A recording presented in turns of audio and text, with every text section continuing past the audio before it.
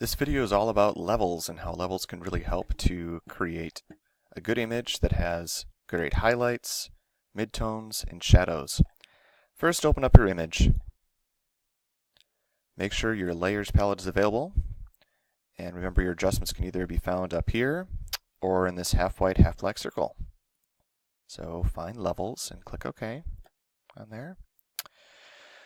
So here's an image that I took on a vacation, and all in all, it looks pretty good. There's good range of shadows and highlights, and you can actually see this in the histogram. Wherever we're looking in the shadows area, it's right here underneath the black arrow, and that is showing that there's a lot of data there. Now this is the histogram, so wherever there is kind of a jump in the mountain, you could say, that's where it's showing there's a lot of that type of data. So a lot of really bright value. You can see that right here with the sun. And kind of just general midtones, not maybe the best midtones.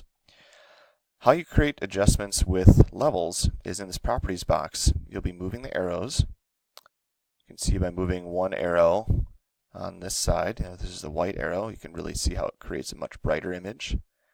Right, this is probably not as ideal. We're starting to lose a lot of data. There's almost no data in this area of the picture now. It's just pure white. Generally, if you've got a gap at the start or the end, you'll want to move your black arrow over until it begins, the data, or the white arrow over until the data begins. In this case, we've got data all the way across the board. So what I'm going to do is really just try to work with my midtones here to see if I can bring about a little bit more detail in the rocks. So moving this gray arrow over, looks pretty good right in this area, much better than it was before. The downside is that I'm starting to lose a little bit of this nice sun look. All right. Now, you remember I talked about layer masks previously. So that is right here. And it's whatever you paint away with black, it disappears. So I really like how I've been able to increase a little bit of the detail shown in the rocks, but I really don't like how bright this area of the picture has become.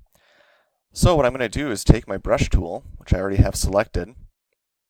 I have black as my color of choice that I'm painting with.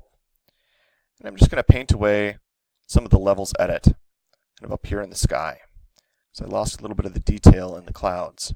Just going to push this properties box off to the side, and you can see how it can bring back a little bit of that detail that I was previously missing when I made this edit. And so right about there looks pretty good to me. Now if you want to see what change the edit really made, you can click this little eyeball here to make the layer visible or invisible. And you can see that I really did bring back a lot of data, especially in this area of the picture.